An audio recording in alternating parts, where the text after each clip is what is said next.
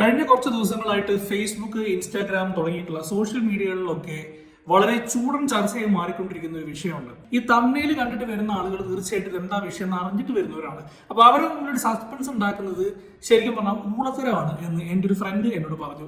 ഇടയ്ക്ക് ഇത്തരത്തിലുള്ള മണ്ഡലങ്ങൾ ഞാൻ കാണിക്കാറുണ്ട്. Welcome back to John SPK. ഒരറ്റത്ത് ഉള്ളത് ഏറ്റവും കൂടുതൽ മലയാള സിനിമാ ചരിത്രത്തിൽ കളിയാക്കപ്പെട്ടിട്ടുള്ള, ട്രോളപ്പെട്ടിട്ടുള്ള ഒരു മനുഷ്യനാണ്. യഥാർത്ഥത്തിൽ അദ്ദേഹം ഈ ട്രോളുകളും കളിയാക്കലുകളും ഒക്കെ അർഹിക്കുന്നുണ്ടോ എന്നുള്ളത് വളരെ റെലവെന്റ് ആയിട്ട് ഒരു ചോദ്യമാണ്. പക്ഷേ this man is surely a legend in making.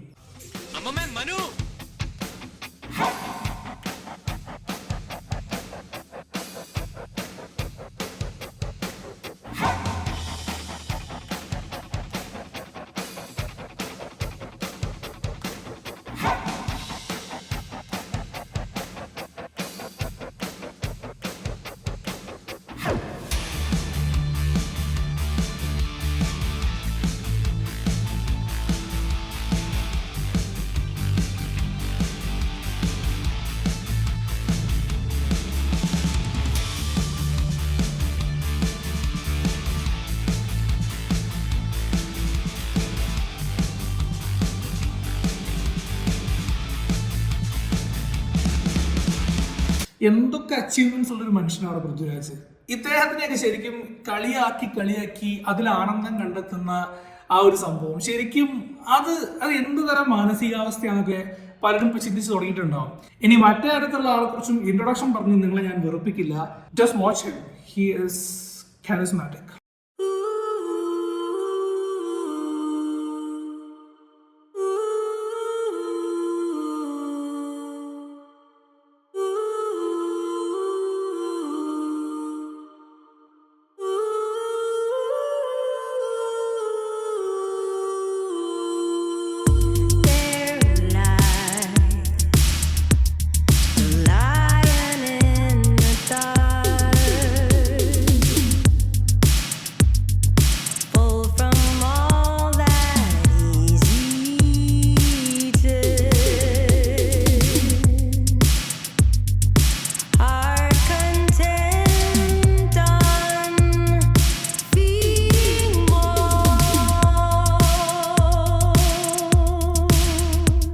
Prithviraj versus DQ, Prithviraj fans versus DQ fans. ആരാണ് ഈ രണ്ടു പേരിൽ ഗംഭീരൻ അല്ലെങ്കിൽ ഏറ്റവും മികച്ചത് എന്നുള്ള ഒരു ചോദ്യം ഫേസ്ബുക്കിലാണ് ഇത്തരത്തിലുള്ള പ്രൊമോഷൻസ് ഒക്കെ നമ്മൾ കാണുന്നത്. ഫേസ്ബുക്ക് നോക്കിക്കഴിഞ്ഞു കഴിഞ്ഞാൽ ഇതൊരു വാഗ്വാദമോ അല്ലെങ്കിൽ ഒരു ആർഗ്യുമെന്റോ ഒന്നുമല്ല, പരസ്പരം പൂര തെറിവിളിയാണ് അങ്ങോട്ടും ഇങ്ങോട്ടും.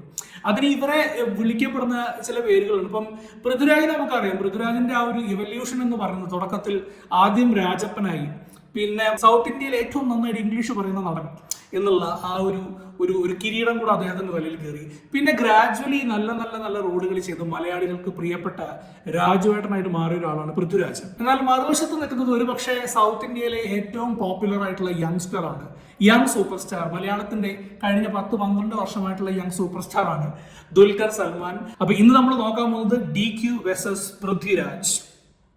തുടങ്ങാം. രണ്ട് നടന്മാരുടെ ഒരു കരിയർ അനാലിസിസ് നമ്മൾ നടത്തുമ്പോൾ നമുക്ക് നോക്കാൻ പറ്റുന്ന കുറച്ച് കാര്യങ്ങളുണ്ട് അടിസ്ഥാനപരമായിട്ട്.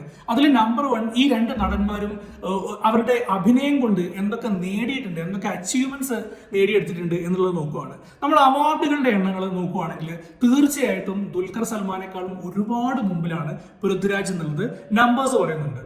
ഇനി ഏറ്റവും കൂടുതൽ കളക്ഷൻ നേടിയ ചിത്രങ്ങൾ ആരുടേതാണ് എന്ന് നോക്കുകയാണെങ്കിൽ ആ ഒരു കാറ്റഗറിയിലും നമുക്ക് പൃഥ്വിരാജ് തന്നെയാണ് മുമ്പിൽ എന്നുള്ളത് വളരെ ക്ലിയർ ആയിട്ട് കണ്ടുപിടിക്കാൻ പറ്റുന്ന ഒരു കാര്യമാണ്.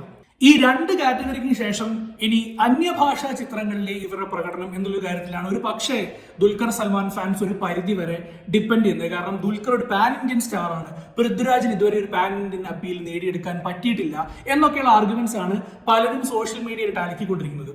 ദുൽഖറിന്റെ പാൻ ഇന്ത്യൻ റീച്ച് എന്ന് പറയുമ്പോൾ ദുൽഖർ സൽമാൻ ഹിന്ദിയിലെ സിനിമകൾ ചെയ്തിട്ടുണ്ട്, തെലുഗുവിലെ സിനിമകൾ ചെയ്തിട്ടുണ്ട്, തമിഴിലെ സിനിമകൾ ചെയ്തിട്ടുണ്ട്.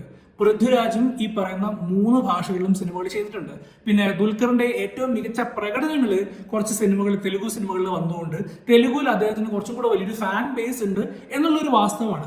ആ ഒരു ഒറ്റ കാര്യത്തിന്റെ മുകളിൽ പിടിച്ചിട്ടാണ് പൃഥ്വിരാജിനെക്കാളും മുകളിലാണ് ദുൽഖർ സൽമാൻ എന്നുള്ള ഒരു ആർഗ്യുമെന്റ് പൃഥ്വിരാജിനെ എതിർക്കുന്ന DQവിനെ ആരാധിക്കുന്ന ആളുകൾ മുമ്പോട്ട് വയ്ക്കുന്നത്.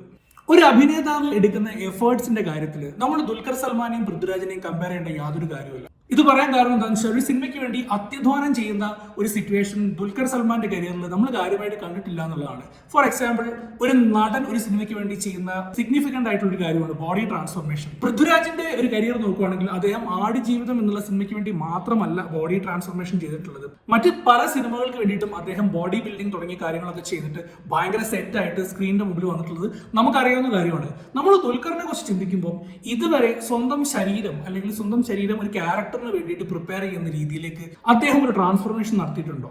ഇല്ല എന്ന് തന്നെയാണ് ഉത്തരം. നിങ്ങൾക്ക് എതിരഭിപ്രായം ഉണ്ടെങ്കിൽ തീർച്ചയായിട്ടും നിങ്ങളുടെ പതിവ് ഭാഷയിൽ കമന്റുകൾ പോസ്റ്റ് ചെയ്യാം. മാസ് സിനിമകൾ, ഇപ്പം നമ്മളൊരു മാസ് സിനിമ എന്ന് ചിന്തിക്കുമ്പോൾ പൃഥ്വിരാജിന്റെ കരിയറിൽ അദ്ദേഹം ഒരുപാട് മാസ് സിനിമകൾ ചെയ്തിട്ടുണ്ട്. അതിന്റെ പേരിൽ അദ്ദേഹം കുറെ ട്രോളുകളൊക്കെ ഏറ്റുവാങ്ങിയിട്ടുണ്ട്. എന്നാൽ ചില സിനിമകൾ അദ്ദേഹത്തിന്റെ പ്രകടനം കൊണ്ട് ബോക്സ് ഓഫീസിൽ വർക്കായിട്ടുണ്ട്. ഫോർ എക്സാമ്പിൾ, പുതിയ മുഖം.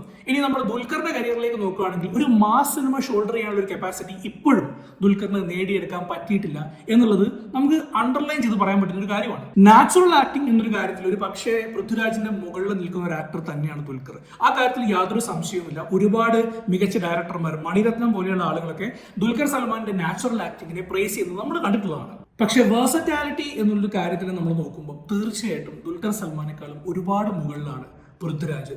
ഇന്ത്യൻ റുപ്പി പോലെയുള്ള സിനിമകൾ, അയാളും ഞാനും തമ്മിൽ പോലെയുള്ള സിനിമകൾ, മുംബൈ പോലീസ് പോലത്തെ സിനിമകൾ, ഏറ്റവും ഒടുവിൽ ആടുജീവിതം പോലത്തെ സിനിമകൾ, ഇത്തരം ഡിഫറെന്റ് ആയിട്ടുള്ള ഡെയറിംഗ് ആയിട്ടുള്ള അറ്റംപ്റ്റുകൾ നടത്തിയിട്ടുള്ള ഒരു നടനാണ് പൃഥ്വിരാജ്.